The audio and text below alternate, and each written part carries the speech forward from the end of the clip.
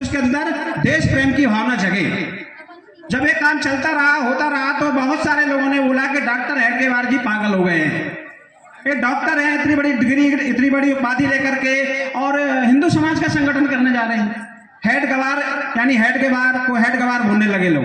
तब भी डॉक्टर साहब हिले नहीं, दिए नहीं, अपने निरंतर काम में लगे रहे। आज वह संगठन वट वृक्ष के रूप में हमारे सबके सामने खड़ा है। उसके अनेकों संगठन हैं जो आज फल फूल रहे हैं, उस देश में और समाज में हर स्थान पर अपनी भूमिका निभा रहे हैं। हम सब देखते हैं डॉक्टर हेडगेवार जी के बाद जब उड़पी में एक जब हमारे द्वितीय संचालक जी हुए, गुरु जी, उड़पी में एक धर्म सभा हुई, सारे संत समागम वहां पर हुआ और वहां पर एक श्लोकन दिया गया था जो अभी मैंने बोला, हिंदुआ सोदरा सर्वे ना हिंदू पततो भवेत मम दीक्षा हिंदू रक्षा मम मंत्र समानता। ये हितम राष्ट्रम नवम। इस राष्ट्र के लिए हम अंतिम सांस तक लड़ेंगे और जो हमसे बन पड़ेगा इस भारत माता के लिए करेंगे। तो ऐसे राष्ट्रीय स्वयंसेवक संघ ने कुछ ऐसे 5 मूल जो हमको करना है, अपने जीवन में उतारना है।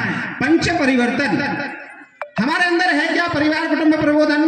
हम पहले संयुक्त परिवार में रहते थे, हमारा परिवार बड़ा है, 5, 6, 8, 10 भाई रहते थे, पूरा परिवार एक साथ रहता था। आज ऐसा है क्या? नहीं है। तो इसकी आवश्यकता है, बोला है दीदी ने अभी, हम सबको पता है कि वो सारे संस्कार आज हम देखते हैं परिवारों में एक भाई है और एक बहन है, तो ना तो कोई मामा बन पाता है, ना मौसी बन पाता है, ना ऐसे रिश्ते नाते सब धीरे धीरे खत्म हो रहे हैं। जब बड़ा परिवार रहता था तो मौसी, दादी, चाची सब पूरा एक बड़ा वो रहता था कुनवा, अब नहीं है वो। इसलिए कुटुंब प्रबोधन कैसे चलेगा?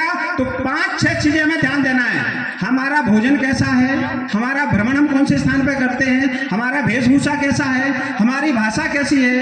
तो भाषा, हम भारत में रहने वाले हैं तो हमारी भाषा हिंदी, हिंदी में हम सब साइन करते हैं क्या?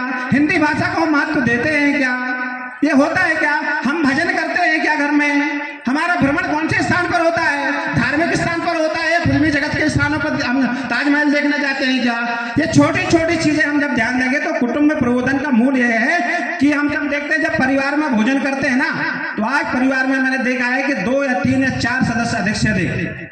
तो बेटा अपने कमरे में भोजन करता है, पति अपने कमरे में भोजन करता है, बेटी अपने कमरे में भोजन करती है। ऐसा कोई नहीं है कि संयुक्त एक दिन रविवार के दिन पूरा परिवार एक साथ बैठ के भोजन करता है क्या? उसके सुख दुख के बारे में हम पूछते हैं क्या? बेटा कब आ रहा है, बेटी कब जा रही है, किसके साथ जा रही है, किसके साथ आ रही है, किससे बात कर रही है? ऐसी बातचीत होती है क्या? नहीं होती। ये कब होगा? जब हमारा कुटुंब प्रबोधन परिवार जिसको हम मानते हैं बहुत सारे लोग एक साथ बैठेंगे। हम सब मोबाइल चलाते हैं, मोबाइल को प्रतिदिन कितना, मान लीजिए एक व्यक्ति प्रतिदिन कम से कम 15 घंटा मोबाइल का यूज करता है। क्या हम 1 घंटे के लिए मोबाइल को पार्किंग में कर सकते हैं क्या? जैसे गाड़ी पार्क में खड़ी करते हैं, 1 घंटा हम पार्किंग में खड़ा कर सकते हैं, अपने मोबाइल को रख सकते हैं क्या? टीवी 1 घंटा बंद कर सकते हैं क्या?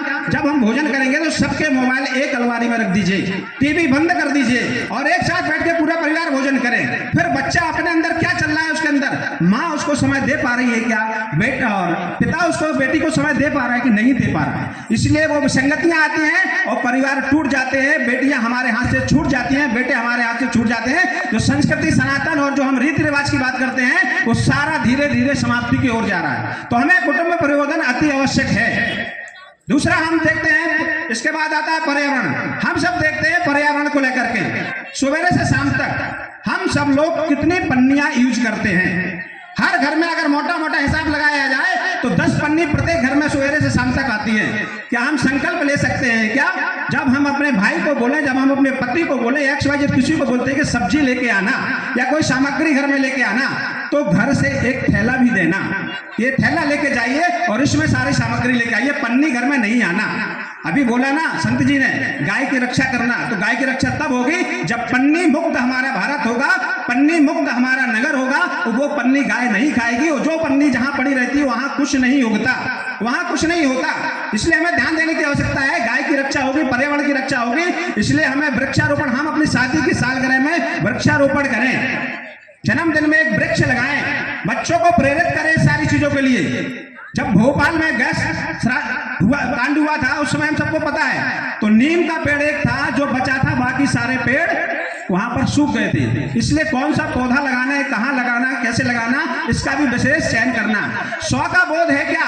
हम अनुशासन का पालन करते हैं। ये तीसरा जो संघ चाहता है, 100 का बोध मतलब हम अपना देखते हैं ट्रैफिक की लाइट चलती है, आज का युवा हो चाहे कोई भी हो ट्रैफिक के सिग्नल को नहीं